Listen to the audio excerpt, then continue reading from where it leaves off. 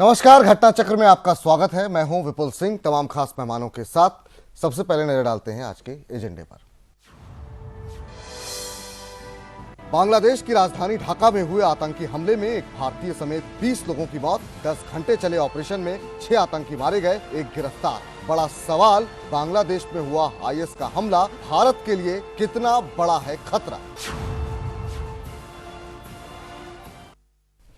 तमाम खास मेहमान हमारे साथ जुड़ गए हैं। आज तमाम पहलुओं पे हम जो है विश्लेषण करेंगे, तमाम लोगों से जानने की कोशिश करेंगे। कई सवाल जो हैं, सबसे पहला सवाल यही कि बांग्लादेश में जो आतंकी हमला हुआ है वो भारत के लिए कितना बड़ा खतरा है। दूसरा बड़ा सवाल कि क्या पाकिस्तान और बांग्लादेश यहाँ पर जिस तरीके से आईएस के लोग एक्टिव हो रहे हैं, जो खबरें आ रही हैं, ये क्या भारत के अंदर हमला करने की तैयारी में है आईएस? एक सवाल ये। तीसरा, जम्मू कश्मीर में लगातार जिस तरीके से आईएस के झंडे लहराए जा रहे हैं, ये किस तरह के संकेत हैं? इन तमाम पहलुओं पे हम बातचीत करेंगे। हमारे साथ जो मेहमान मौजूद हैं, भास्कर घोष साहब मौजूद हैं हमारे साथ, नेता भारतीय जनता पार्टी के। आनंद राउत साहब हमारे साथ मौजूद हैं, नेता कांग्रेस पार्टी के। इलियास आजमी साहब हमारे साथ मौजूद हैं, वरिष्ठ राजनेता। हमारे साथ नीता मिश्रा जी हैं, नेता कांग्रेस पार्टी की। हमारे साथ पुष्पेंद्र कुलशेष जी मौजूद हैं, वरिष्ठ पत्रकार। अवधेश कुमार जी हमारे साथ मौजूद हैं, वरिष्ठ पत्रकार। आप सभी का बहुत बहुत स्वागत है आज के कार्यक्रम में। पुष्पेंद्र जी, आपसे ही शुरुआत करना चाहेंगे। ये जो एक, क्या कहें इसे, जो एक कट्टर पन जो है लगातार देखने को मिल रहा है बांग्लादेश में, लगातार इस बात को लेकर के सवाल उठ रहे थे, जो वहां पर इस्लामिक कंट्री बनाने को लेकर के लगातार दबाव बढ़ रहा था, माइनॉरिटीज पर जिस तरीके से एक के बाद एक हमले हो रहे थे, क्या ये उसी तरफ जाता हुआ ये हमला है? क्योंकि जिन लोगों को टारगेट किया गया वो सब के सब ज्यादातर विदेशी हैं। जो लोग बांग्लादेशी थे, बांग्ला भाषा बोल रहे थे, उनको जाने दिया गया। सिर्फ एक व्यक्ति, भारत का भी एक व्यक्ति ऐसा रहा जिसको बांग्ला आती थी, उसको भी छोड़ दिया गया। लोगों से कुरान की आयतें पढ़वाई जा रही थी और जो लोग बोल पा रहे थे उन्हें छोड़ दिया गया, और जो लोग नहीं बोल पा रहे थे उन्हें बाकायदा टॉर्चर किया गया, गले को रेत करके हत्या की गई। काफी निर्मम हत्या। इस पूरे आतंकी हमले में आपकी पहली टिप्पणी। देखिए, बांग्लादेश के अंदर अगर आईएसआईएस के इस हमले को छोड़ भी दें तो पिछले लगातार 2 महीने से एक के बाद एक ऐसी खबरें आ रही थी कि चाहे वहाँ फ्री थिंकर हो, ब्लॉगर हो, हिंदू पुजारी हो, मंदिरों पे हमले की बात हो, ये लगातार था, बड़ा ओपन था। और उसके बरखिलाफ मैं समझता हूँ कि अगर इस पूरे खित्ते में अगर देखें या पूरे इस्लामिक वर्ल्ड में अगर देखें तो बांग्लादेश की इस बात के लिए आपको तारीफ करनी होगी कि बांग्लादेश इस बात को मान रहा था कि उनके यहाँ कट्टरपंथ बढ़ रहा है, और न सिर्फ मान रहा था बल्कि इसकी वो जो उनके कानूनों के तहत जो कार्रवाई हो सकती थी उस पे भी बात हो रही थी। आपको याद होगा कि 71 के बहुत सारे लोग जो थे, जो 71 की वॉर के बाद जिन लोगों ने वहां जुल्म ज़्यादती की थी, उनको सजाए मौत भी सुनाई जा रही थी, उन लोगों को धरपकड़ भी थी, और अभी कोई 15-16 हजार गिरफ्तार भी किए थे। तो बांग्लादेश वहां जो इस्लामिक आतंकवाद, मुस्लिम आतंकवाद या जो भी था, उसको, उस बात को वो एहसास भी कर रहा था, पहचान भी रहा था, उसके खिलाफ कड़ी कार्रवाई भी कर रहा था। उस सब के बीच में अगर यह हमला होता है तो उसमें भी एक चीज ये देखें कि अल बगदादी के कोई वहां नुमाइंदे नहीं गए हुए हैं। ये होम ग्रोन जो मॉड्यूल थे या वहां का लोकल टेरर था, ये उन्हीं ने अंजाम दिया है। और उसके पीछे उनकी एक बड़ी मंशा जरूर ये थी कि ये तमाम सारे लोग जो हैं, जिन लोगों को इन्होंने यरगमाल बनाने की कोशिश की या उनको बनाया, ये इससे पूरी दुनिया में एक इंटरनेशनल मैसेज गया कि ये लोग वहां तक पहुंच गए हैं। तो जो अल बगदादी का एजेंडा है, जो आईएसआईएस का एजेंडा है कि जितनी तमाम आपने बातें कही कि साहब कुरान शरीफ पढ़िए, कलमा सुनाइए, ये तमाम सारी बातें हम पहले भी सुन चुके हैं, जो और जगह देशों में हो रही हैं। तो ये नई बात नहीं है। इससे सिर्फ आप ये कह सकते हैं कि ये जो स्टाइल है, जो कहना चाहिए हमला है, वो आईएसआईएस से जुड़ा हो जरूर है, लेकिन ये तमाम अंजाम देने वाले लोग तो लोकल ही थे। तो ये आप मानिए कि भारत के 2 ऐसे राज्य हैं जिनका अंतरराष्ट्रीय बॉर्डर लगता है। जैसे जुमे की नमाज का हिस्सा बन गया है कश्मीर के अंदर के, जुमे की नमाज होगी, आईएसआई के झंडे दिखाए जाएंगे, पाकिस्तान के झंडे दिखाए जाएंगे, पत्थरबाजी होगी और खुदा हाफिज, फिर अगले जुमे की तैयारी हो जाती है। इसी तरीके से आप वेस्ट बंगाल में भी देखें कि कितनी लगातार कार्रवाइयां हो रही हैं, वहां भी इसी तरीके की घटनाएं घट रही हैं। तो दोनों बॉर्डर स्टेट हैं, लिहाजा भारत के लिए चेतावनी नहीं है, बल्कि भारत के सर पे आ चुकी है बात। अब भारत के नेता अपने डोमेस्टिक कंपल्शन के चलते कोई के साहब नहीं, आईएसआई हमारे मुल्क में नहीं है और भारत का मुसलमान जो है वो उसे आने नहीं देगा। अरे भारत का मुसलमान कैसे आने नहीं देगा? भारत के मुसलमान के ना चाहने से भी तो वो आ रहे हैं भाई। इनके कहने और न कहने से क्या होगा? बेचारे ये मुसलमान तो नहीं रोकेंगे, रोकेंगी तो सुरक्षा एजेंसियां। तो आप अगर किसी बात को नकारेंगे तो उससे समस्या हल नहीं होगी। चलिए, इसमें और भी बहुत सारे पहलू हैं। आज जिस तरीके से जो लोग आईएस के लोग पकड़े गए थे हिंदुस्तान में, उस पर भी आज ओवैसी साहब की तरफ से कहा गया कि उनको जो है कानूनी मदद वो खुद मुहैया कराएंगे। लेकिन आपसे जानना चाहेंगे यहाँ पर आजमी साहब, आप ये कैसे देख रहे हैं, ये जो कट्टरपन लगातार बढ़ रहा है, इस्लामिक आतंकवाद का नाम इसे दिया जा रहा है, कैसे इसे रोका जा सकता है? और लगातार इस विचारधारा को मानने वाले लोगों की संख्या बढ़ रही है। भारत में हमेशा ये कहा गया कि कोई खतरा नहीं है, लेकिन लगातार अभी कुछ दिन पहले जिस तरीके से हैदराबाद से 11 लोगों को गिरफ्तार किया गया, उससे पहले जनवरी में 14 लोग गिरफ्तार हुए। भारत के लिहाज से अगर सिर्फ बात करें, आपको कितना बड़ा ये खतरा लग रहा है? देखिए, मैं पुष्पेंद्र जी की बात से पूरी तरह सहमत नहीं हूँ जी। चाहे भारत हो, चाहे दुनिया का कोई हिस्सा, चाहे मानवता की पूरी हिस्ट्री हो, मैं मानता हूं कि आतंकवाद कोई क्राइम नहीं है, बल्कि ये व्यवस्था से बगावत है कि उसकी हैसियत में देता हूं। और दुनिया की पूरी हिस्ट्री में हर बगावत का जन्म नाइंसाफी के पेट से होता है। बांग्लादेश में क्या नाइंसाफी हुई थी जो 20 लोगों को मारा गया? मैं पूछ रहा हूं, बता रहा हूं। जहां तक भारत का ताल्लुक है, मैं मानता हूं कि हमारी एजेंसियों के में जो काली भेड़ें हैं, उनके दिमाग की उपज है, और न भारत में मुझको आतंकवाद का कोई वजूद नजर नहीं आता। तो जो 26/11 हुआ, आपको क्या लगता है कि भारत में सही मानों में लोकतंत्र है? नहीं, मेरा सवाल आपसे ये है कि जो 26, आपने कहा भारत में आतंकवाद के कोई लक्षण नहीं दिखाई देते, 26/11 जो हुआ वो उसे क्या मानते हैं? महत्वपूर्ण बात कही इलियास साहब ने, उन्होंने कहा है कि जो एजेंसीज हैं उनके दिमाग की उपज है ये। हाँ, वही, मतलब मैं वही इसलिए पूछ रहा हूं, 26/11 क्या मान रहे हैं? सुनो, मैं मुस्लिम पॉलिटिक्स में और मुसलमानों में बहुत गहराई तक मेरी पहुंच रही है। मुझको अब तक कहीं आभास भी नहीं हुआ कि किसी मुसलमान के दिमाग में बगावत है। मैं इस्लाम का भी मैंने खूब अच्छी तरह पढ़ा है, और पढ़ लिख कर दोबारा मैंने इस्लाम को स्वीकार किया है। माँ बाप के पेट से जरूर पैदा हुआ था, लेकिन मैं निकल गया था। मैं मार्क्सिस्ट हो गया था नौजवानी में, फिर दोबारा पढ़ लिख के मैं दोबारा मुसलमान हुआ हूँ। ठीक है, उसकी गहराई से वाकिफ हूँ। ठीक है। आज बांग्लादेश में जी नेचुरल है जी। आजमी साहब, मेरे दो हसीना वाजिद वहाँ की चुनी हुई प्राइम मिनिस्टर नहीं है। जी जी। 5 साल पहले बिना चुनाव के वो 5 साल के लिए फर्जी चुनाव के जरिए हो गई थी। जी। आजमी साहब, आपने नहीं, आप मेरा सवाल सुन लीजिए सर, डिटेल में जाएंगे, डिटेल में जाएंगे सर, डिटेल में जाएंगे। सबके पास जाना है, बीच बीच में सवाल इतना ऐसा चक्कर चलाया जी कि 45 साल से मैं कई बार वो सत्ता में आई जी, अपने बाप के कातिलों तक को नहीं पूछा। चलिए, वो 45 साल के बाद 71 के वो आए और एक तरफ से सबको फांसी जो आप बोल रहे हैं, जरा उसमें सवाल तो सुन लीजिए। ये हसीना वाजिद के खिलाफ जी एक बगावत है। मेरा सवाल आपसे ये है कि अगर मामला अगर शेख हसीना के खिलाफ था, तो इटली और जापान के लोगों को क्यों मारा गया? सवाल यह है कि जो भारत की 19 साल की लड़की है उसको क्यों मारा गया? सवाल यह है, कुरान की आयत पढ़वाने का क्या मतलब था शेख हसीना से अगर नाराजगी थी तो? नहीं, उन्होंने अपने को जिम्मेदार ठहराया, और इस हमले की जिम्मेदारी आईएस ने क्यों ली? आईएस तो अगर खटमल भी आप मार दीजिए और पता लग जाए उसको, तो आईएस फौरन उसकी उस पर चलिए नहीं जाते। मेरे जो 2 सवाल आपसे पहले किए उसका जवाब दीजिए, बाकी मेहमानों के पास जाता हूं। पूरा आइडिया है ना, ये इसको कहते हैं कि बौद्धिक आतंकवाद। जिस तरह से आप आतंकवाद को बौद्धिक जामा देते हैं ना, कवर देते हैं, ये वो तमाम, पहले बगावत और फिर शेख हसीना और फिर तमाम सारी बातें, इससे होता है कि आप जो सामने लिखा है उसे नकारिए और आप इस तरीके से कवर दे दीजिए। ये इंटेलेक्चुअल कवर है आतंकवादियों को। इलियास साहब, मेरा एक प्रश्न सवाल है आपसे। आज बांग्लादेश में माइनॉरिटी 22% थे, घटकर 8% आ गए हैं। 22% 22% थे, 1947 पहले 24.5% और आज 8% में आ गए हैं। 14%। ये कौन सा जिहाद है, ये आप बताइए।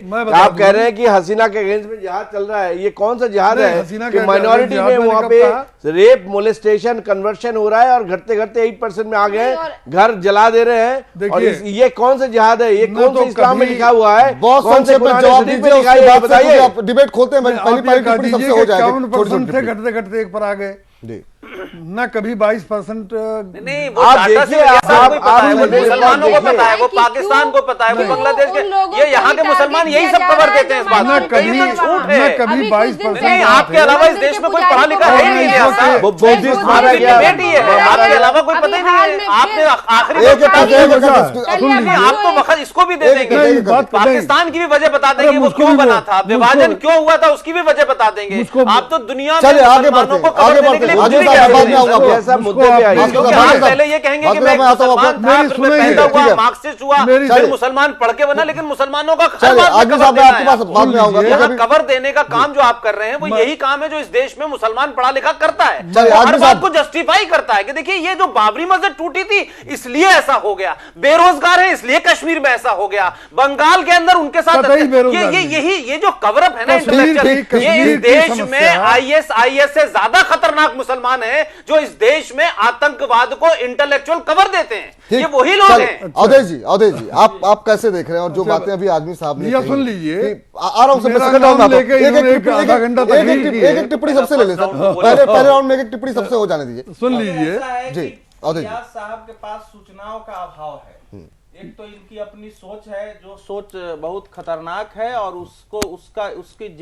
उसका जितना विरोध किया जाए उतना कम है, तो वो तो मैं करूंगा, लेकिन मुझे लगता है कि कुछ इनके पास इधर हाल की जो आतंकवाद जिस ढंग से दुनिया में बढ़ा है और वो बांग्लादेश से लेकर के और कैसे विस्तृत हुआ है उसकी थोड़ी सूचनाओं का अभाव है, तभी ऐसा कह रहे हैं। कतई अभाव नहीं है, आपसे बहुत ज्यादा है। पहली बात तो ये है, देखिए उसका पैमाना तो तय होगा कि हम भाई दुनिया की बात नहीं, बांग्लादेश की बात हो रही है। तो बांग्लादेश दुनिया से अलग, जो जिहादी आतंकवाद है वो उसके लिए बांग्लादेश, उसके लिए भारत, उसके लिए पाकिस्तान, उसके लिए कोई सीमा नहीं है। अल बगदादी जो है वो मुझसे भारत से मतलब है, भारत से मतलब है जी। देखिए ऐसा है, बांग्लादेश का जो इस समय का हमला है, ये ISIS ने कुछ ही दिन पहले घोषणा की थी कि हम बांग्लादेश में बड़ी कार्रवाई करेंगे। उसने घोषणा की थी, उसने बांग्लादेश के लिए बाजाबता कमांडर नियुक्त किया। उसकी यह भी घोषणा है कि बांग्लादेश के माध्यम से हम भारत में हमले करेंगे, और फिर उसने दक्षिण एशिया के लिए अलग से कमांडर नियुक्त किया। तो मर चुका है। और जो कौन नहीं मारा नहीं है अब, और वो ISIS जो हमला था उसकी जिम्मेवारी तो अलकायदा ISIS दोनों ने ली है, लेकिन ये क्लियर हो गया है कि ये ISIS का ही हमला था, और हमला उसी प्रकार से हुआ जैसे आप अगर पीछे याद करेंगे तो पेरिस में भी वो बुलवाया था कि भैया तू कहीं मुसलमान तो नहीं है, पहले बोलो। उसी तरह से वो यहाँ जो अफ्रीकी कंट्री है वहां तो बजाबता मॉल में घुस करके और एक एक आदमी से भाषा बोलवाए, और जब वो बोला उसके बाद वो मारते थे। तो मैं ये नहीं कह रहा हूं कि ये बिल्कुल इस्लाम को मानने वाले लोग हैं, ये इस्लाम की गलत व्याख्या करके, मजहब की गलत व्याख्या करके वो मान के चलते हैं कि हमको दुनिया की सभ्यता को नष्ट करके अपनी इस्लामी सभ्यता स्थापित करनी है। लेकिन बांग्लादेश में जो उनका लक्ष्य था, अगर ये कह रहे हैं कि विद्रोह था, तो पहले कोशिश ये हुई कि उनसे बात की जाए कि उनकी मांग क्या है। उसने अपनी कोई मांग नहीं रखी, क्योंकि जो सुसाइडर होते हैं, आत्मघाती दस्ते होते हैं, उनकी कोई मांग नहीं होती है। वो आते ही इसलिए है कि हम मार करके दहशत पैदा करें, विदेशियों को यहां से बाहर खदेड़े, बांग्लादेश खाली हो जाए विदेशियों से, उसके बाद यहां हिंसक राजकता कायम करके और इस्लामी साम्राज्य कायम करें। एक छोटा सा कमर्शियल ब्रेक यहां पर ले रहे हैं, उसके बाद हमारे साथ जो बाकी पॉलिटिकल रिप्रेजेंटेटिव हैं, पॉलिटिकल पार्टीज के रिप्रेजेंटेटिव हैं, उनसे जानेंगे वो क्या कुछ कह रहे हैं। छोटा सा ब्रेक लेके तुरंत लौट रहे हैं।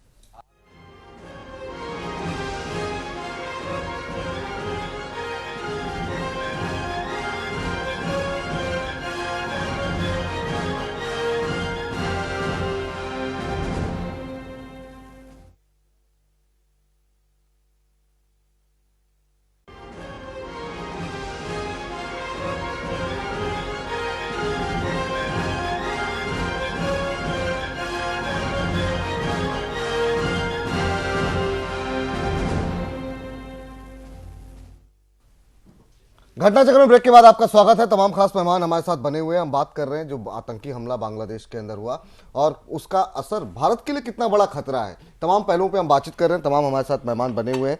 आपसे जानना चाहेंगे, रावत साहब हमारे साथ मौजूद है, कांग्रेस पार्टी के रिप्रेजेंटेटिव। उनसे रावत साहब, आप कैसे देख रहे हैं और क्या क्या वजह मान रहे हैं ये जो जिस तरीके से विचारधारा के आधार पर कत्ल करना, इसको कैसे जायज ठहराया जाए? बहुत लंबे समय से एक चर्चा चल रही है कि वाकई में ये हम भी मानते हैं और सब दुनिया मानती है कि आतंक का कोई मजहब नहीं होता, लेकिन जब मजहब के नाम पर कत्लो गारत होती है तो सवाल उठ रहे हैं कि कैसे इस तरह की विचारधारा को रोका जाए, कैसे रोकी जा सकती है। निसंदेह विपुल जी, इस चर्चा में शुरुआती उसमें ही पुष्पेंद्र जी ने जो बात कही बांग्लादेश के संदर्भ में जो कट्टरपंथीता वहाँ पर बढ़ रही है, और वो केवल आज की घटना से ही उसका तुलना या उसका मूल्यांकन नहीं किया जा सकता। विगत कई माह से जिस तरीके से लेखकों पर, ब्लॉगर्स पे और जो एक कट्टरपंथीता की सोच पे चोट करने वाले लोग थे, उनके सिलसिलेवार जो हत्याएं हो रही थी, लेखक मारे गए हैं, उनकी जो हत्याएं हो रही थी, वो कट्टरपंथीता जो है वो बढ़ रही थी। और आज की जो घटना हुई उसमें निसंदेह ISIS की भी नज़रें ऐसी ही समाज पर या ऐसे उस पर रहती हैं। और हिंदुस्तान के अगर हम संदर्भ पर बात करें तो पिछले कई महीनों से हिंदुस्तान में भी कुछ ऐसे संदिग्ध लोग पकड़े गए हैं, लेकिन हिंदुस्तान के लिए अभी तक राहत की बात सिर्फ इतनी है कि हमारी जो सुरक्षा एजेंसीज हैं उन्होंने उनकी धरपकड़ की है, लेकिन अभी भी बहुत कुछ करना बाकी है। क्योंकि जिस तरीके से यहाँ अवधेश जी ने भी जो बात कही कि ISIS का जो मोडस ऑपरेंडी है, चाहे वो दूसरे देशों के संदर्भ में जैसे पेरिस में हुआ था या कंबोडिया में हुआ था या आज की जो घटना रही, तो मोडस ऑपरेंडी लगभग एक जैसा है। और यहाँ हिंदुस्तान के परिप्रेक्ष्य में हमको अपने पुलिस रिफॉर्म पे काम करने की आवश्यकता है। जब पुलिस रिफॉर्म पे हम काम करेंगे तो निसंदेह इंटेलिजेंस को भी उसका फायदा होगा, और जब इंटेलिजेंस का फायदा होगा तो फिर इस तरीके की कोई भी घटना को अंजाम देने से पहले ही जो है उसकी धरपकड़ हो जाएगी और उस पर रोक लगेगी। चलिए घोष साहब, आप कैसे देख रहे हैं इसे और क्या क्या स्ट्रेटजी होनी चाहिए, खास तौर से ये कि लोग मजहब के सही मायने को समझें और ये जो एक सोच लगातार फैलाई जा रही है जिसमें भारत के भी यूथ जो है आकर्षित हो रहे हैं, कुछ गिरफ्तार हुए हैं, कुछ पे नजर रखी जा रही है, कैसे रोका जा सकता है?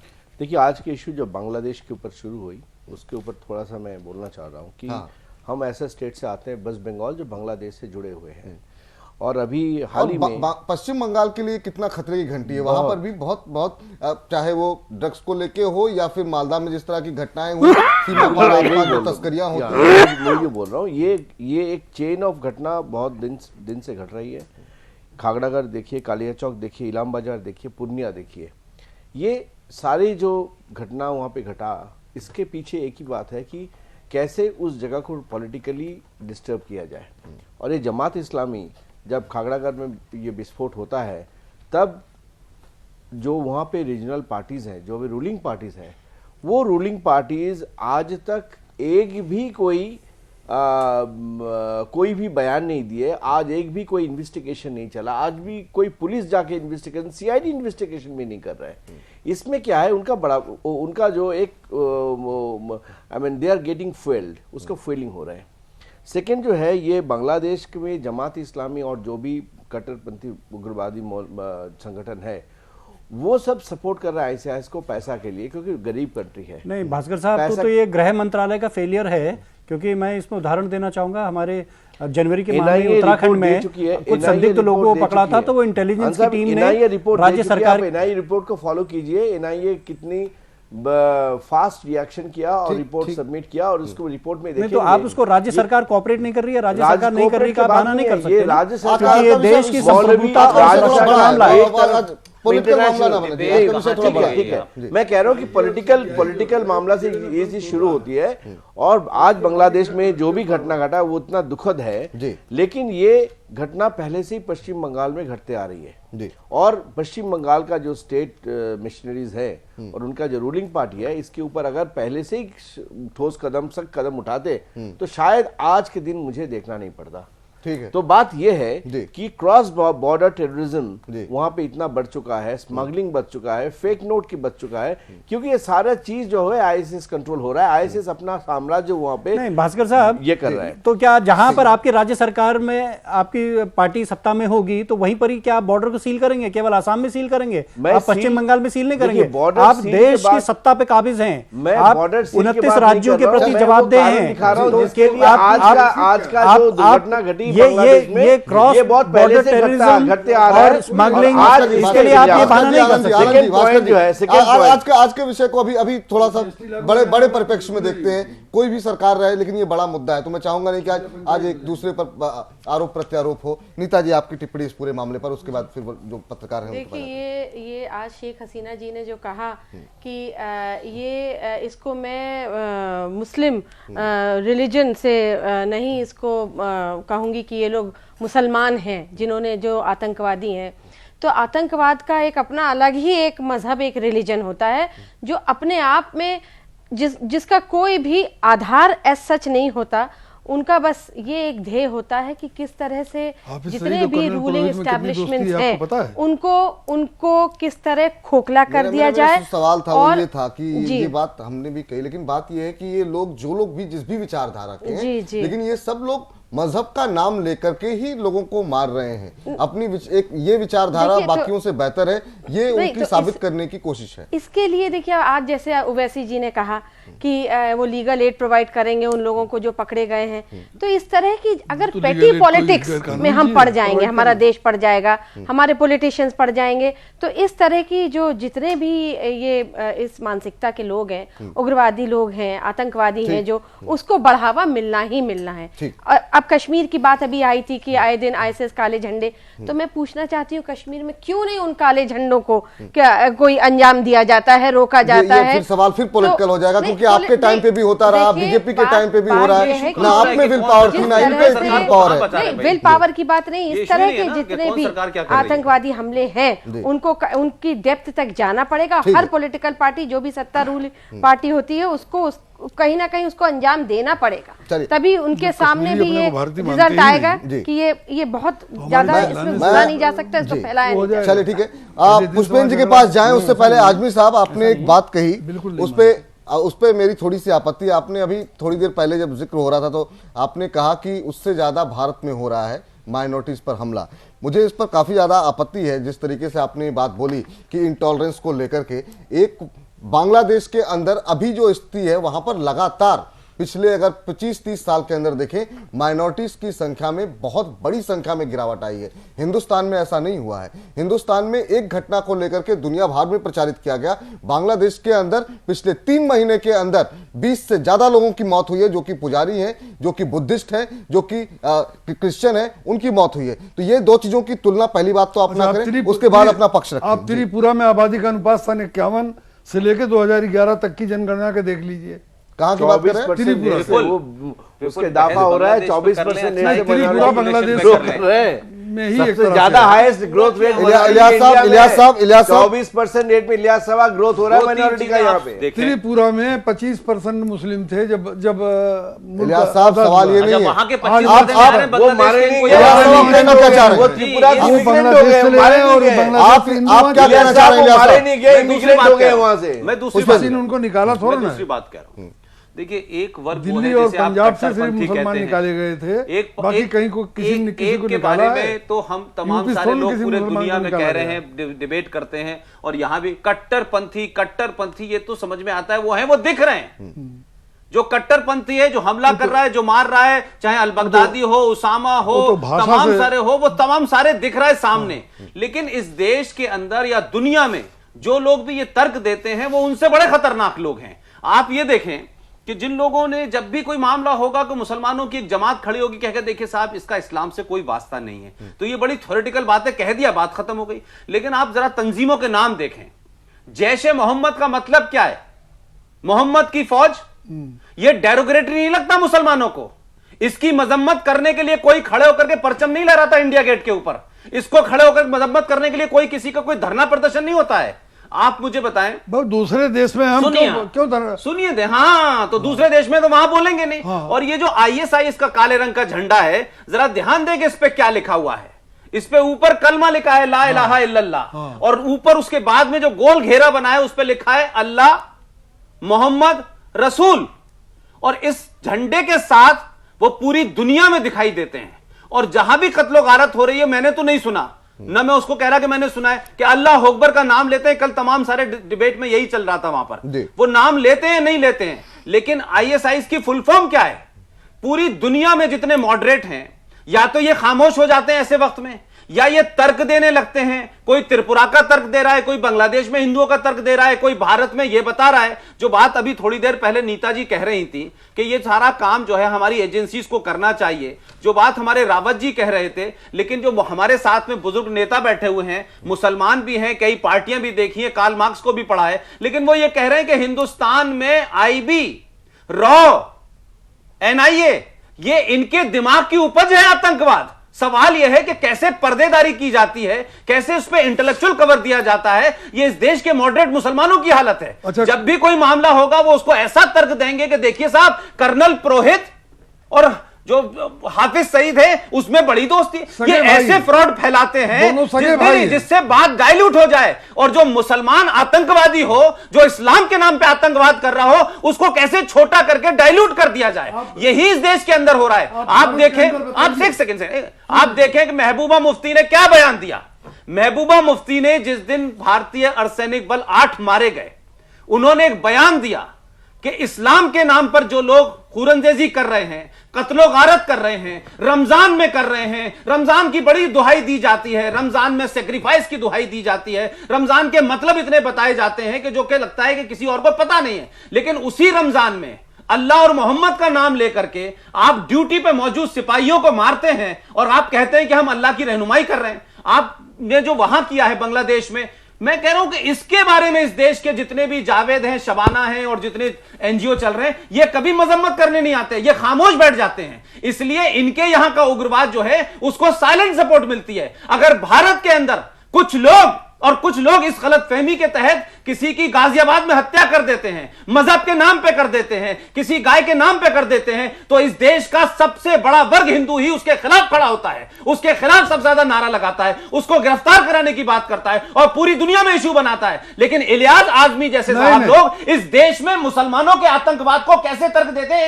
एक बानगी सुनिए, कांग्रेस पार्टी के एक सेकंड, मैं पूरी बात करने पर कांग्रेस पार्टी के एक नेता शकील अहमद का बयान सुनिए, और टेलीविजन पे वो बयान देते हैं कि ये इंडियन मुजाहिदीन जो है ये कोई चीज ही नहीं है, ये तो गुजरात दंगों के बाद जो है कुछ लोगों ने शुरू किया है। ऐसे एक फारूकी साहब हैं, बड़े पढ़े लिखे हैं, समाजवादी पार्टी से निकाल दिया। वो कहते हैं यासीन भटकल को इसलिए पकड़ा जा रहा है कि वो मुसलमान है। मैं सिर्फ ये कहना चाहता हूं, अक्रॉस द बोर्ड हमारे देश के अंदर अपनी डोमेस्टिक पॉलिटिक्स को तय करने के लिए आतंकवाद को किस तरीके का रूप दिया जाता है, उसकी जिंदा मिसाल है इलियास साहब। चलिए राव साहब को अपनी बात रखिए, ऑडियंस के पास जा रहा हूं कि हमारी एजेंसियां, राव साहब को अपनी बात करने दीजिए। साहब मैं आ रहा हूं आपके पास। एजेंसियां जिसको आपको कहते हैं कि आतंकवादी, तो हम मान लें कि हम आतंकवादी हैं। आप किस आतंकवादी शब्द आप एग्जिस्ट करता है?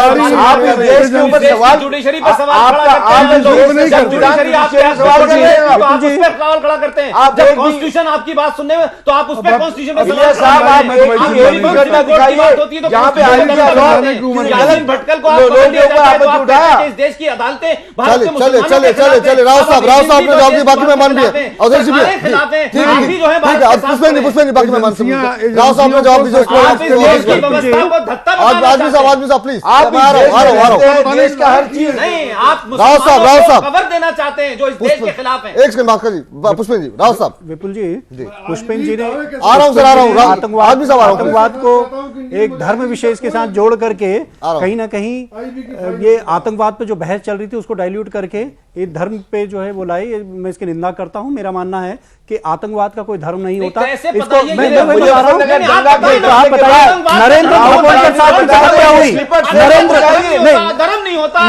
नरेंद्र दाभोलकर साहब की जब हत्या हुई तो अंधविश्वास के खिलाफ वो जो है अलग जगा रहे थे, तो उनकी हत्या किसने की? कौन सी विचारधारा उसके पीछे थी? MM कलबुर्गी की जब हत्या हुई तो कौन उसके पीछे था? कौन सी सोच और कौन सी विचारधारा उसके पीछे थी? क्या वो आतंकवाद नहीं था?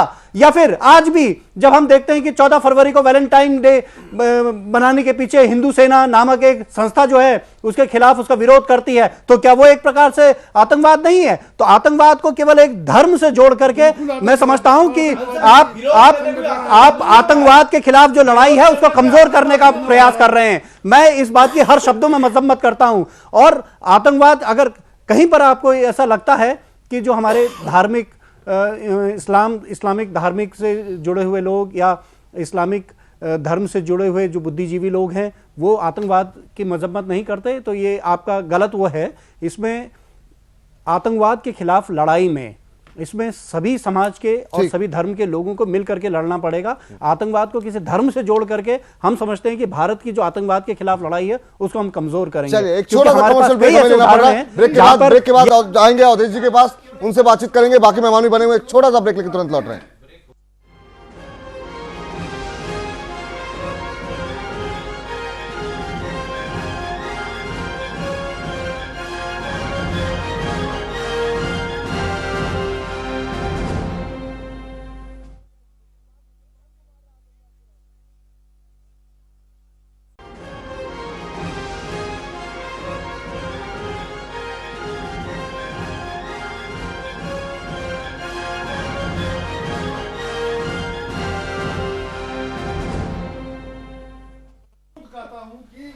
घटना चक्र में ब्रेक के बाद आपका स्वागत है। तमाम खास मेहमान हमारे साथ बने हुए हैं। ब्रेक के पहले काफी गर्मा गर्म बहस चल रही थी। हम चाहेंगे तमाम खास मेहमानों से मेरा निवेदन है एक एक करके अपनी बात रखें ताकि जो हमारे दर्शक हैं उनको स्पष्ट रूप से आपकी सोच, आपकी बातें वो समझ में आ सके। अवधेश जी, आपसे अब मेरा सवाल है, ये जो कुछ भी घट रहा है, जो कुछ भी हो रहा है, भारत के लिहाज से हमने कई सवाल किए। एक सवाल ये भी है कि एक तरफ पाकिस्तान है, एक तरफ बांग्लादेश का बॉर्डर भी काफी अनसेफ दिखाई दे रहा है।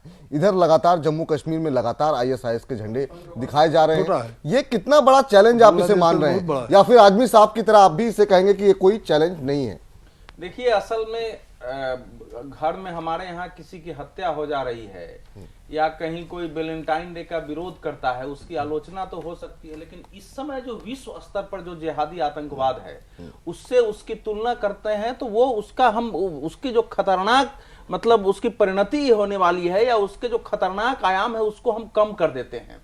अब इस समय आप देखिए, ब्रसेल्स में हमला होता है हवाई अड्डे पर, आप केवल हाल के घटना को देख लीजिए।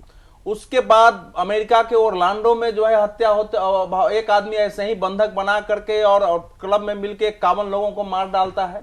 उसके बाद इस्तांबुल होता है। जिस दिन इस्तांबुल की घटना होती है उसी दिन हमारे यहाँ हैदराबाद में भी छापा मार के और 11 ISIS के लोगों को पकड़ा जाता है।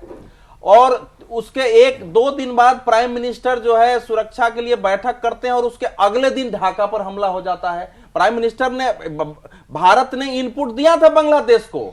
प्राइम मिनिस्टर ने वो मीटिंग तब बुलाई थी जब बहुत क्लियर हो गया कि ISIS हमारे देश में कहीं भी हमला कर सकता है, क्योंकि हैदराबाद में जो पकड़े गए थे उनके पास से हथियार, उनके पास से 15 लाख रुपए ये भी बरामद हुए थे। साथ ही साथ उनकी कई जगह अटैक करने की प्लानिंग थी। तो आप देखिए कि ढाका से लेके अमेरिका का ओरलांडो, इस्तांबुल, ब्रसेल्स और हैदराबाद, अगर ये हाल के ये केवल 1 महीने के अंदर की घटना को आप मिला दीजिए तो इसके खतरनाक आयाम की पुष्टि हो जाती है। जर्मनी में 5 आदमी मारे गए। मैं जरा बताता हूं, उसमें कौन सा ISIS से डायरेक्ट जुड़ा होना, इसकी खतरनाक स्थिति यह है कि कोई जरूरी नहीं है कि वो ISIS का मेंबर बन गया हो।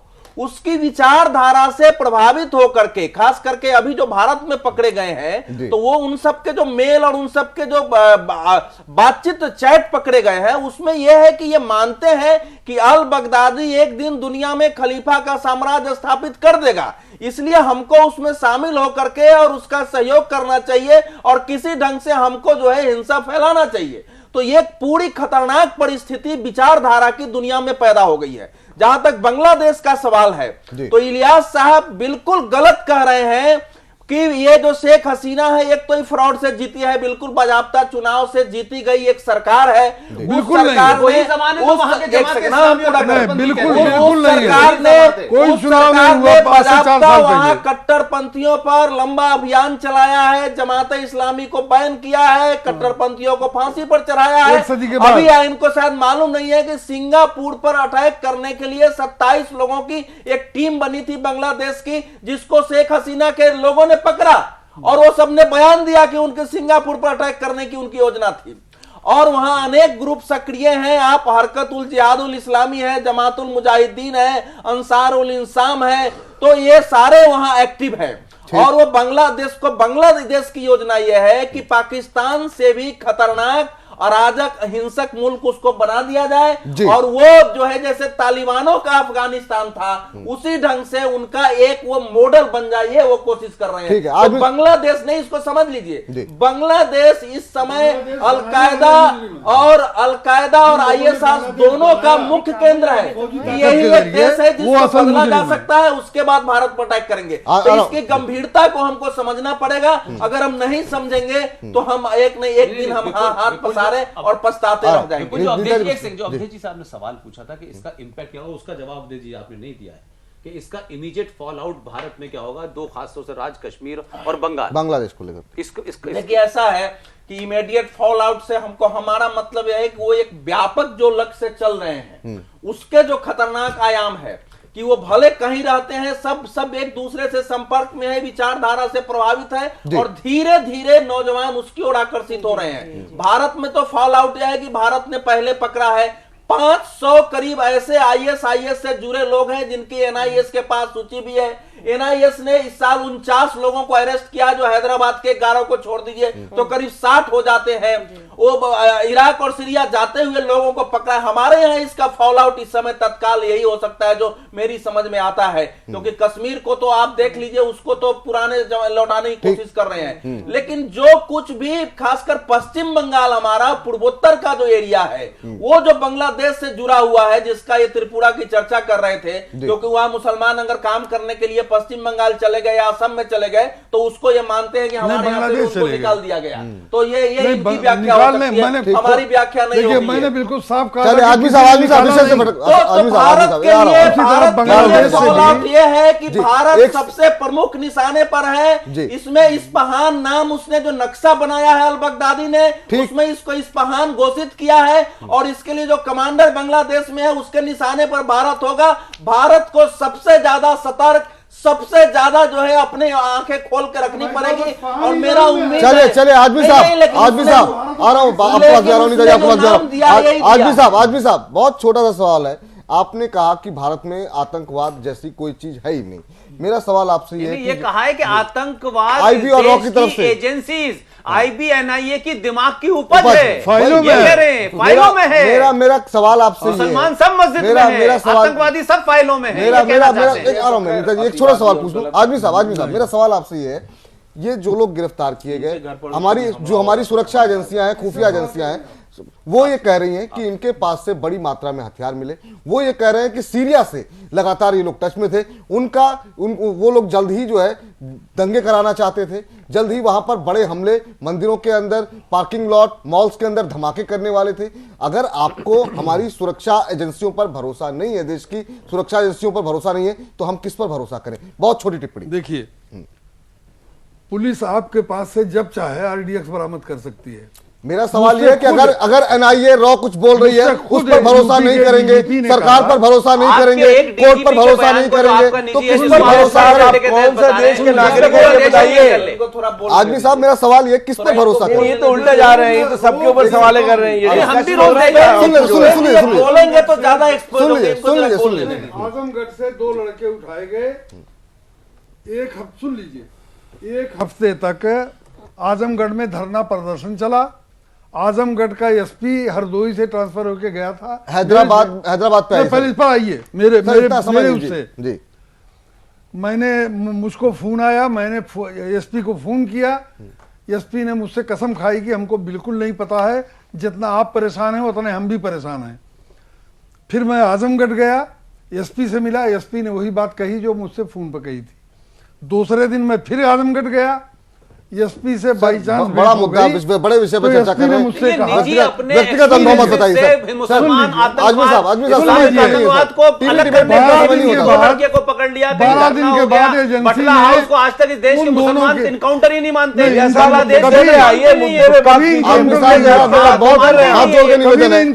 तो कहते हैं यूपी की जो इनका तो रात में मार के लाए सुबह। डूब गई बेचारी।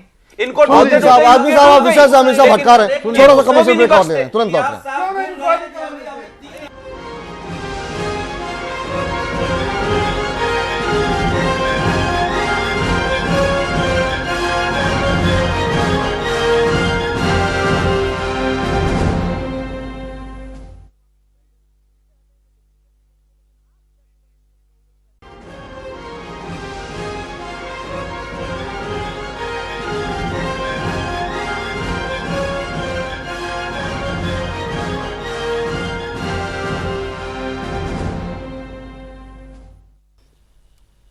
घटना चक्र ब्रेक के बाद आपका स्वागत है। हम लगातार बात कर रहे हैं बांग्लादेश में हुए आतंकी हमले की और भारत के लिए कितनी अलार्मिंग सिचुएशन है, कितना वाकई में खतरे की घंटी है या नहीं, हमें किस तरीके से तैयार होना चाहिए, इन तमाम पहलुओं पे हम बात करने की कोशिश कर रहे हैं। हालांकि बहस उस दिशा की तरफ जा नहीं पा रही है। नीता जी, आप आपसे जानना चाहेंगे। जरा एक मिनट, एक चीज मैं बोलना चाह रहा था जो भूल गया कि इलियास साहब भूल रहे हैं जो बात कर रहे थे कि अभी 1 महीना भी नहीं हुआ है, आईएसआई का एक वीडियो हमारे सामने आया था, जिस वीडियो में जिस जिले की ये बात कर रहे हैं आजमगढ़ से भागे हुए वही लड़का कर रहा था कि हम लोग भारत पर हमला करने आ रहे हैं, हमारे दोस्त वहां पहुंचने वाले हैं। तो आदमी साहब ये कह रहे हैं हो सकता है सुरक्षा एजेंसियों ने फेक वीडियो बनाया। तो वो वीडियो जो है वीडियो में साफ दिख रहा है, उसका चेहरा लोगों ने पहचाना और आईएसआई का वो वीडियो सीरिया से ही जारी हुआ था। तो अगर आजमगढ़ में वो है ही नहीं तो आजमगढ़ से वो सीरिया कैसे पहुंच गया? तो मैं ये कह रहा हूं कि आप उस रूप में न देखें, आतंकवाद खतरनाक है और सबसे ज्यादा वो मुसलमानों को ही मार रहे हैं, ये आप मत भूलिए। वही अब अभी हिंदू और ईसाई और बाकी कम मारे गए हैं, जहां भी वो लाहौर ब्लास्ट में मुसलमान मारे जा रहे हैं, मुसलमानों को ही मार रहे हैं। अभी जो अवधेश जी ने बात कही है कि आईएसआईएस, पहली बात तो हमें ये मानना पड़ेगा, जैसा कि इलियास साहब यहाँ बैठे हैं, मुसलमानों को मार रहा है, इलियास साहब आप में से बहुत बुजुर्ग हैं, लेकिन मुझे आज ये सुन के बड़ा कष्ट हो रहा है कि आप ये मानने को ही नहीं तैयार हैं कि इस्लामिक आतंकवाद है इस दुनिया में। भारत में नहीं है। सुन लीजिए आप किस तरह से आतंकवादी व्हाइट कॉलर है,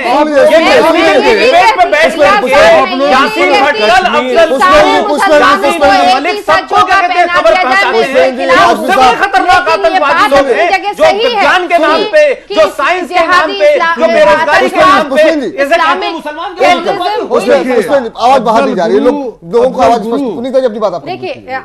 आतंकवाद है ये इनको मानना पड़ेगा, सबसे पहली बात आपको मानना पड़ेगा, मानना पड़ेगा और ऐसे कई लोगों को मानना पड़ेगा कि ये मारते हैं, हिंदुओं की लड़ाई लड़ते हैं, लेकिन आप में नहीं है, आपको गाना गाने लगते हैं, खत्म हो गया।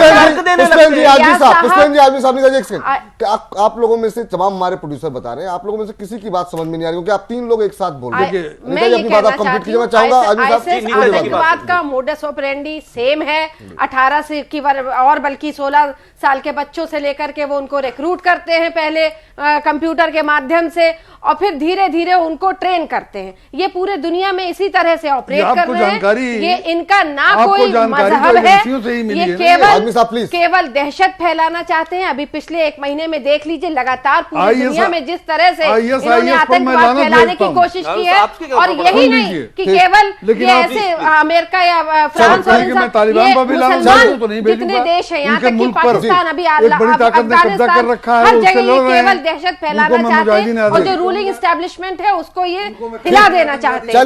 इसलिए इसको और इंडिया की जहां तक बात है तो हमें बहुत जल्दी कदम लेने होंगे क्योंकि पूरे देश में अब ऐसा लगता है कि ये आतंकवाद आईएसआईएस का पूरा एक इन्होंने अपना मैप बना लिया है और हर जगह अपने लोग प्लांट कर दिए। चलिए हम बिल्कुल आखिरी हिस्से में आ गए, 30 सेकंड में आप लोगों से जवाब चाहेंगे। भास्कर जी से आपसे शुरुआत करना चाहेंगे। भास्कर जी, क्या हल क्या है, भारत के अंदर कैसे रोकें, भारत को क्या तैयारी करनी चाहिए, बहुत संक्षेप में?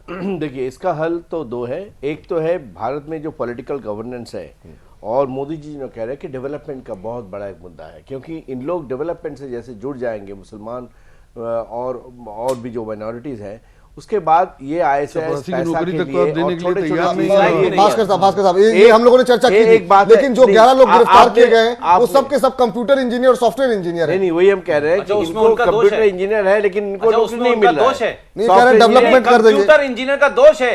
आप यहाँ एक सेकंड, गरीबी और गरीबी भास्कर साहब ये कह रहे हैं कि मैं जो कह रहा कारण नहीं है, वही कह रहा हूँ। गलत व्याख्या है। नहीं, गरीबी कारण नहीं है, लेकिन गरीबी एक कारण है। इसके लिए आजमगढ़ से जो सीरिया जा रहा है वो पैसों के लिए जा रहा है, कोई जर्मनी पैसों से और किए हुए था, कोई PhD किए हुआ था, क्या बात कर रहे हैं? नहीं, वही वो think tank है। कहीं गरीबी नहीं है। अब देश वो थिंक टैंक है, लेकिन जो सैनिक है मैं बिल्कुल वो ये जा रहा है कहना यहाँ पे। चाहूंगी एक तो कि ये ये है, एक ग्लोबल प्रॉब्लम है, ये ग्लोबल प्रॉब्लम है, इसलिए मुझे इसको बोले अपने दीजिए, देश के साथ-साथ मुझे बोले दीजिए। सेकंड जो करना है बहुत छोटी-छोटी वो अपने जो सारे जो सिक्योरिटी एजेंसियां हैं इसको और भी हम लोग मजबूत बना रहे हैं, और भी तकनीकी ढंग से हम मजबूत बना रहे हैं, ताकि खबर पहले ही पहुंच जाए यहाँ पे। और जुडिशियरी सिस्टम जो है वो जुडिशियरी को और फास्ट कर रहे हैं, ताकि इन लोग को ये चले कि जिस दिन इन लोग पकड़े जाएंगे कम से कम समय में उसको सजा आनंद मैं समझने में आ रहा हूँ आपके पास। आनंद जी बहुत संक्षेप में क्या हल हो सकता है इसका, बहुत संक्षेप में सर। देखिए, जैसे मैंने पहले भी कहा कि हिंदुस्तान के परिप्रेक्ष्य में हमको पुलिस रिफॉर्म पे ध्यान देना होगा, और पुलिस रिफॉर्म जो मोदी जी का 2014 का वादा था उस पर जल्द से जल्द एक्ट करें, क्योंकि पुलिस रिफॉर्म ही हमको किसी भी आतंकवाद या किसी भी कोई भी इस तरह की घटनाओं से हमको बचा सकता है। और अभी फिलहाल तक जितने भी संदिग्ध लोग पकड़े गए हैं तो वो इंटेलिजेंस यूनिट की सतर्कता के कारण ही पकड़े गए हैं, लेकिन आगे भी जो है पुलिस रिफॉर्म ही इस चीज को वो करेगी। लेकिन मैं यहाँ पर एक बात जरूर कहूंगा, जैसे इलियास साहब ने भी कहा कि व्यवस्था के खिलाफ नाइंसाफी जब होती है तो तब जो है आतंकवाद होता है। मेरा मानना है वो आतंकवाद नहीं, वो नक्सलवाद या जो हमारे क्षेत्रीय स्तर पर माओवाद नक्सलवाद जो उभरता है वो व्यवस्था के खिलाफ जब नाइंसाफी होती है या व्यवस्था के खिलाफ विद्रोह होता है तब वो नक्सलवाद या माओवाद होता है। लेकिन आतंकवाद जो यहाँ पर हो रहा है वो केवल दहशत फैलाने के लिए, अपनी हुकूमत फैलाने के लिए, इंडस्ट्री बन चुका है। जो अवधेश जी ने भी कहा कि हो सकता है कि सीधे संपर्क में ना हो, लेकिन कई बार विचारधारा से प्रभावित होकर की भी चीजें होती हैं। लेकिन इसका जब तक कि हम पूरे हॉलिस्टिक परिप्रेक्ष्य में नहीं देखेंगे, पूरा उनका संपूर्ण जो है विकास की तरफ नहीं देखेंगे, चाहे उसमें व्यवस्था के अंतर्गत उनका प्रतिनिधित्व ही क्यों ना हो, केवल हम नौकरी से या गरीबी या अज्ञानता दूर करने से नहीं होगा, उनको व्यवस्था के अंतर्गत प्रतिनिधित्व भी देना होगा। लेकिन आज की जो वर्तमान की जो सरकार है, हम देखें कि यूपी में हमारा माइनॉरिटी का इतना प्रतिशत है, लेकिन आज जो 80 सांसद हैं उनमें से एक भी माइनॉरिटी का नहीं है। तो जब प्रतिनिधित्व नहीं होता है तो असंतोष उत्पन्न होता है। चलिए ठीक, तो कहीं ना कहीं हमको इन चीजों पे भी ध्यान देना होगा। पुष्पेंद्र जी आपको क्या इसका सलूशन क्या लगता है? 30 सेकंड में समय समाप्त हो रहा है। 30 सेकंड में सलूशन नहीं हो सकता, ये पूरी दुनिया एक घंटा का समय दे दिया जी। एक पहला बड़ा फ्रॉड है। देखिए मेरी बात से कुछ लोगों को नाराजगी हो सकती है, कुछ लोग कहेंगे बड़ा सीधे तौर पे बात कह दूं, हमारे देश में कुछ बातों को छुपाने की, उस पे मुलम्मा चढ़ाने की, उस पे बरक लगाने की आदत है। और हम ये बार बार कहेंगे कि देखिए साहब, धार्मिक ये जो आतंकवाद है इसका कोई नाम नहीं होता। मैं कह रहा हूं कि ये क्यों नहीं इस बात को, अगर कहीं हिंदू आतंकवाद है तो होना चाहिए नाम उस पे, अगर क्रिश्चियन आतंकवाद है तो क्रिश्चियन आतंकवाद कहना चाहिए। ये शर्मिंदगी क्यों है? क्या आप देश के अंदर एजेंसियां जब पकड़ती हैं किसी को तो वो शर्मिंदगी के साथ पकड़ती हैं, उनको आतंकवादी है आतंकवाद के तौर पर पकड़ती है ना। अगर सिख आतंकवाद था तो आतंकवाद था ना सिख आतंकवाद, उसको किसने डिनाई किया? लेकिन अगर हम पूरे वर्ल्ड के परिप्रेक्ष्य में देखें तो सबसे पहले इस्लामिक आतंकवाद की टर्मिनोलॉजी अमेरिका ने दी थी, और उसके बाद पूरी दुनिया में हुई, फिर अलकायदा आया उस। लेकिन जो बात आप बात कह रहे हैं ना, हमारे मुल्क के अंदर सियासी पार्टियों की दुकानदारी वोट की है, वो क्या कहते हैं कि देखिए साहब ये भूले भटके लोग हैं, ये बेरोजगार लोग हैं, ये व्यवस्था से नाराज लोग हैं। लेकिन मैं ये कह रहा हूं कि मोदी जी का नारा था, मोदी जी ने कहा कि मैं देखना चाहता हूं मुसलमान के एक हाथ में कुरान एक हाथ में कंप्यूटर। तो भाई ये एक हाथ में कुरान है एक हाथ में कंप्यूटर है, तभी तो वो एनआई उसमें जा रहा है, अलकायदा के अंदर, तभी तो वो आईएसआई के अंदर जा रहा है, टेक्नोलॉजी वाला जा रहा है, इंजीनियर जा रहा है, एमबीए जा रहा है, डॉक्टर जा रहा है, एक हाथ में कुरान शरीफ लिए हुए, उसी में लिखा हुआ है क्या करना है, एक हाथ में कंप्यूटर लिखा हुआ है, उसके तहत वो ईमेल भेज रहा है। तो ये तो साक्षात समय समाप्त हो गया सर। अवधेश जी देखिए ये एक क्यों भाई, मुझको वैश्विक नहीं- आतंकवाद है, वैश्विक आपके पास जा रहा हूँ, बस खत्म। इसलिए केवल भारत के परिप्रेक्ष्य में इसको देखने से हल नहीं निकलेगा। भारत तो बहुत साधारण सी बात है कि इंटेलिजेंस चुस्त करें, सुरक्षा एजेंसियां ट्रेंड हो, लोगों पर नजर रखें और साथ ही साथ वैचारिक अभियान ऐसा चले कि लोग प्रभावित नहीं हो। लेकिन जो मूल इसमें है कि इसके खिलाफ विश्व स्तर पर गठजोड़ जब तक कायम नहीं होगा। ठीक आदमी साहब 10 सेकंड में आप अपनी समय समाप्त के अंदर एक आदमी को नहीं करवा रहे। तमाम कहते हैं एजेंसी का खेल है, वो कहते हैं हिंदुओं का खेल है, आप दुनिया के वैश्यों की गठजोड़ की बात कर रहे हैं। बहुत संक्षेप पे इनका भाषण तो बंद हो दोनों आदमी। चलो समय समाप्त हो गया सर, प्लीज जी। देखिए मैं भाई साहब नाम मैं भूल नहीं आनंद जी आपको अच्छे लग रहे होंगे, आप बोलिए इनका नाम। बहुत संक्षेप सर, जवाब जो आदमी आपको कवर दे वो महान। मैं आनंद जी की बात से इत्तेफाक करते हुए जी इतना कहूंगा जी कि सही मानों में इंसाफ का राज यहाँ कायम नहीं हुआ लोकतांत्रिक व्यवस्था के बावजूद। जी सही मानों में किसी नागरिक को अब तक ये इंसाफ नहीं एहसास मिला न हो जी। कि मेरे अब इसका जात, सबसे लंबा मजहब, समय धर्म तक की आनंद कोई रावत जी की वजह सरकार रही है, वो जवाब देंगे आपको। फिलहाल घटना चक्र में इतना ही, लेकिन निश्चित रूप से भारत को, भारत के लोगों को सतर्क रहने की आवश्यकता है। तमाम तरह की अफवाहों पर ध्यान नहीं देने की आवश्यकता है और जो लोग नफरत फैला रहे हैं उनको पुरजोर जवाब देने की आवश्यकता है। घटना चक्र में इतना ही। देखते रहिए जैन टीवी। नमस्कार।